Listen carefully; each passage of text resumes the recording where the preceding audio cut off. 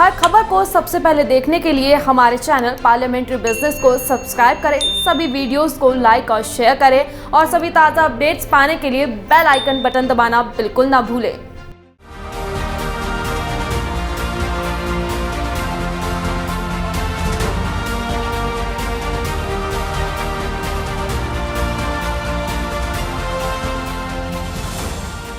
लड़ाई शुरू हुई थी सुशांत के इंसाफ को लेकर, जो पहले महाराष्ट्र पुलिस बनाम बिहार पुलिस बनी, फिर महाराष्ट्र सरकार बनाम बिहार सरकार बनी, फिर बॉलीवुड बनाम बॉलीवुड बनी और फिर एंट्री हुई सुप्रीम कोर्ट के दरवाजे सीबीआई की। सीबीआई के आने के बाद ड्रग्स एंगल का आना, कई लोगों की गिरफ्तारियां होना और अब ये लड़ाई और खींचकर महाराष्ट्र सरकार बनाम कंगना रनौत हो गई है। बीएमसी के एक्शन पर कंगना आग बबूला है, ट्वीट के बाण छोड़ रही हैं, साथ में वीडियो के जरिए चेतावनी दे रही हैं। बता दें, बीएमसी के दफ्तर तोड़ने के बाद कंगना ने एक वीडियो जारी किया था, जिसमें उन्होंने उद्धव ठाकरे को सीधे तौर पर चुनौती दी थी। कंगना ने कहा था, आज मेरा घर टूटा है, कल उद्धव ठाकरे का घमंड टूटेगा। ये वक्त का पहिया है, याद रखना हमेशा एक जैसा नहीं रहता। मुझे लगता है कि तुमने मुझ पर बहुत बड़ा एहसान किया है, क्योंकि मुझे पता तो था कि कश्मीरी पंडितों पर क्या बीती होगी। आज मैंने महसूस किया है और आज मैं इस देश को वचन देती हूँ कि मैं सिर्फ अयोध्या पर ही नहीं, कश्मीर पर भी एक फिल्म बनाऊंगी। उद्धव ठाकरे, ये जो क्रूरता और ये जो आतंक है, अच्छा हुआ कि ये मेरे साथ हुआ, क्योंकि इसके कुछ मायने हैं। उद्धव ठाकरे, तुझे क्या लगता है कि तूने फिल्म माफिया के साथ मिलके मेरा घर तोड़ के मुझसे बहुत बड़ा बदला लिया है? आज मेरा घर टूटा है, कल तेरा घमंड टूटेगा। ये वक्त का पहिया है, याद रखना हमेशा एक जैसा नहीं रहता।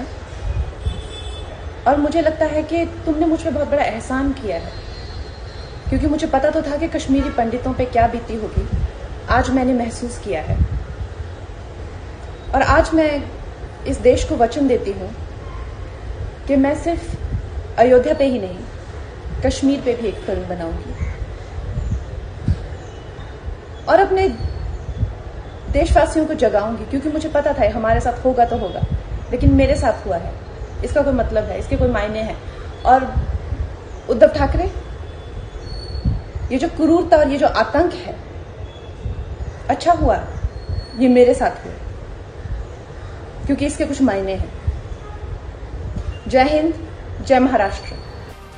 कंगना रनौत ने ट्वीट में लिखा, जिस विचारधारा पर बाला साहेब ठाकरे ने शिवसेना का निर्माण किया था, आज वो सत्ता के लिए उसी विचारधारा को बेचकर शिवसेना से सोनिया सेना बन चुके हैं। जिन गुंडों ने मेरे पीछे से मेरा घर तोड़ा, उनको सिविक बॉडी मत बोलो, संविधान का इतना बड़ा अपमान मत करो। कंगना उद्धव ठाकरे पर हमला करते हुए दूसरे ट्वीट में लिखती हैं, तुम्हारे पिताजी के अच्छे कर्म तुम्हें दौलत तो दे सकते हैं, मगर सम्मान तुम्हें खुद कमाना पड़ता है। मेरा मुंह बंद करोगे, मगर मेरी आवाज मेरे बाद 100 बार फिर लाखों लोगों में गूंजेगी। कितने मुंह बंद करोगे, कितनी आवाजें दबाओगे, कब तक सच्चाई से भागोगे तुम? कुछ नहीं हो, सिर्फ वंशवाद का एक नमूना हो। कंगना ने अपने एक ट्वीट में महाराष्ट्र के पूर्व सीएम रहे देवेंद्र फडणवीस की तारीफ की है।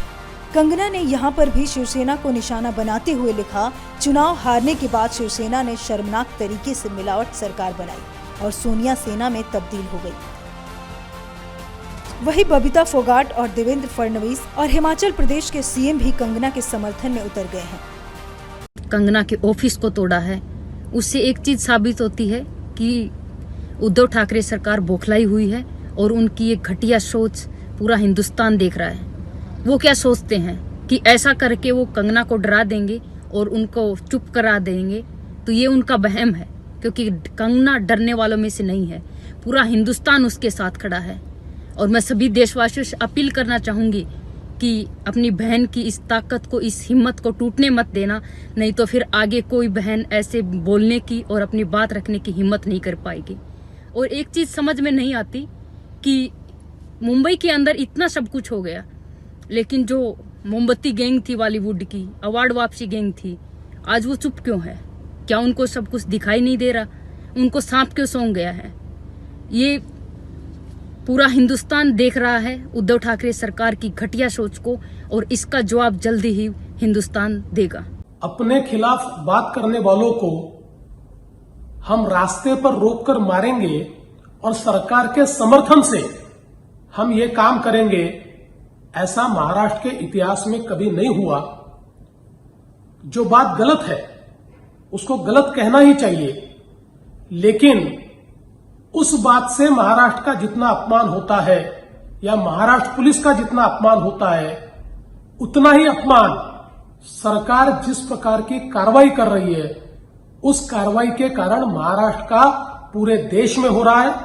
अगर इलीगल कंस्ट्रक्शन है तो जरूर कार्रवाई होनी चाहिए, लेकिन सबके साथ ये कार्रवाई होती तो निश्चित रूप से उचित कार्रवाई होती। किसी ने आपके खिलाफ बात कही, इसलिए जब आप कार्रवाई करते हो तो ये कायरता है, बदले की भावना है, और महाराष्ट्र में इस प्रकार की भावना का कोई सम्मान नहीं हो सकता। ये बिल्कुल आचरण जिस प्रकार से महाराष्ट्र सरकार का है, ये दुर्भाग्यपूर्ण है। मैं इसको कंडेम करता हूं, मैं इसकी भर्त्सना करता हूं। हिमाचल की बेटी कंगना रनावत ने सिर्फ अपनी आवाज बुलंद की, जिसमें जो है प्रतिशोध की भावना, बदले की भावना से उन्होंने ये कार्रवाई की है।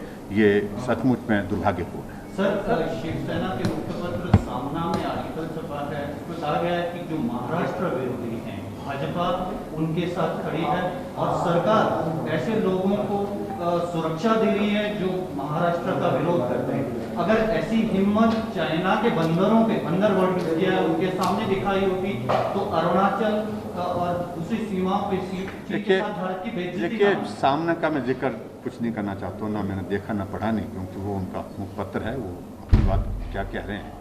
लेकिन मैं तो इस घटना से के संदर्भ में बात कह रहा हूँ।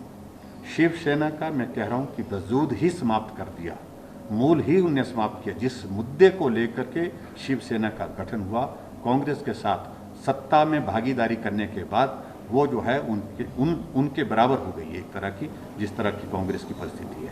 इसलिए मैं सिर्फ इतना ही कह रहा हूँ, जिस सत्ता के लोभ में वो कह रहे हैं, सत्ता बचाने के लिए कह रहे हैं। भारतीय जनता पार्टी देश की नहीं, दुनिया की सबसे बड़ी पार्टी है, उनकी लीडरशिप में आने की आवश्यकता है। वही कंगना के वकील ने बीएमसी की कार्रवाई को इलीगल बताया है और कानूनी कार्रवाई की बात कही है। आज जो है कंगना रनावत का बंगला तोड़ा गया है, तो इस बारे में पहले डिटेल में बताएं, ये क्यों हुआ है और क्या आप लोग की इस बारे में कहना है आप लोग? सबसे पहली बात तो ये है कि जो स्टॉप वर्क नोटिस उन्होंने दिया था, वो स्टॉप वर्क नोटिस ही बेबुनियाद है। मेरी नज़र में वो एब्सोल्युटली इलीगल है, बिकॉज स्टॉप वर्क नोटिस देना आपको उनको पड़ता है जिनके घर में काम चालू हो। हमारे घर में पिछले 18 महीने से कोई काम नहीं हो रहा है। 6 महीने से तो कोरोना है, कोरोना के चक्कर में वैसे भी सब काम बंद है। मेरी क्लाइंट जो है वो खुद हिमाचल में है, वो भी यहाँ पे नहीं है। उसके बावजूद वो लोग इलीगल अंदर घुसे घर में, क्रिमिनली थ्रेटन करके और आस पड़ोस में सबको धमकी देके घुस गए घर में, और उन्होंने अपना जो भी कुछ कार्रवाई किया और हमको नोटिस दिया, बेबुनियाद नोटिस दिया। वो नोटिस का जवाब मैंने कल ही दे दिया था, जिसमें 24 घंटे लिखे थे। मैंने उनको 4 घंटे में दे दिया, 24 घंटा भी नहीं रुका। 4 घंटे में उनको जवाब देने के बावजूद उन्होंने आज सुबह 10:19 पे हमारा जवाब रिजेक्ट किया, और 10:19 पे रिजेक्ट करने के पहले ही आदमी मौजूद हो गया था तोड़ने के लिए। वही ये रार थम नहीं रही है। महाराष्ट्र सरकार कंगना पर लगातार हमलावर है और कंगना को लेकर ड्रग्स में जांच करवाने की बात कर रही है। इस बीच अध्ययन सुमन ने एक वीडियो जारी करके कंगना से किनारा कसते हुए ड्रग्स जांच मामले में खुद को शामिल न किए जाने की अपील की है। उन्होंने एक वीडियो जारी करके कहा कि बहुत ज्यादा डिस्टर्ब हूँ, क्योंकि पिछले इंटरव्यू को लेकर मेरा नाम फिर खींचा जा रहा है। ये इंटरव्यू मैंने 2016 में दिया था। मैं सभी से हाथ जोड़ता हूँ, प्लीज मुझे इसमें ना खींचे। अध्ययन सुमन ने कहा कि जो मुझे कहना था वो मैंने 2016 में कह दिया था। तब मुझे और मेरे परिवार को नेशनल टेलीविजन पर निशाने पर लिया गया था।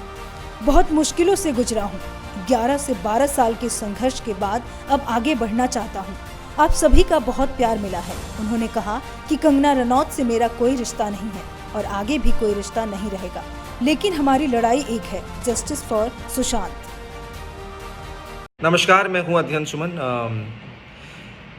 मैं एक्चुअली कल से बहुत ज़्यादा डिस्टर्ब्ड हूं, बिकॉज़ मेरा नाम फिर से ड्रैग किया जा रहा है एक ऐसे इंटरव्यू को लेकर जो मैंने 2016 में दिया था। मैं हाथ जोड़ता हूँ आप सभी से कि प्लीज़ मुझे इसमें ना ड्रैग करें। जो मुझे कहना था वो मैंने 2016 में कह दिया था। तब मुझे और मेरे पूरे परिवार को नेशनल टेलीविज़न पर रिडिक्यूल किया गया था और अब मैं उस बात को भूल चुका हूँ, ज़िंदगी में आगे बढ़ चुका हूँ। तो प्लीज़ मुझे अपने डार्क पास्ट में फिर मत लेकर जाइए।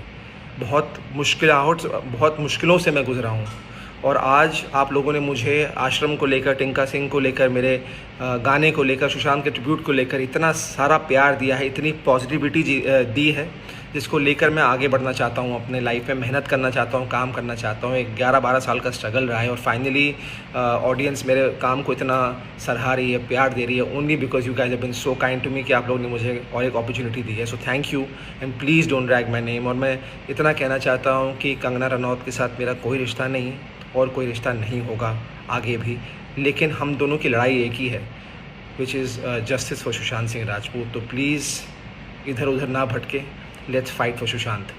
Thank you. बता दें कि महाराष्ट्र सरकार ने कंगना के ड्रग कनेक्शन की जांच शुरू कर दी है। अध्ययन सुमन के पुराने इंटरव्यू के आधार पर यह जांच कराई जा रही है। शिवसेना नेता सुनील प्रभु और प्रताप ने अध्ययन सुमन के पुराने इंटरव्यू की कॉपी महाराष्ट्र सरकार को सौंपी है। उस वक्त अध्ययन सुमन ने आरोप लगाया था कि कंगना ड्रग लेती है और उसे भी जबरदस्ती ड्रग का सेवन कराया था। इसके बाद सरकार ने पूरे मामले की जांच के आदेश दिए हैं। महाराष्ट्र पुलिस मामले की जांच करेगी। महाराष्ट्र कांग्रेस ने कंगना रनौत से भी जुड़े ड्रग लिंक्स की जांच कराने की मांग की थी। बहरहाल बॉलीवुड एक्ट्रेस कंगना रनौत का दफ्तर तोड़े जाने का मामला तूल पकड़ता जा रहा है। इस मामले में अब महाराष्ट्र के राज्यपाल भगत सिंह कोश्यारी एक्टिव हो गए हैं।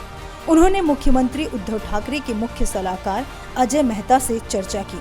राज्यपाल ने कार्रवाई पर नाराजगी जताई और वह इस विषय पर केंद्र को एक रिपोर्ट देने वाले हैं। Bureau report, parliamentary business.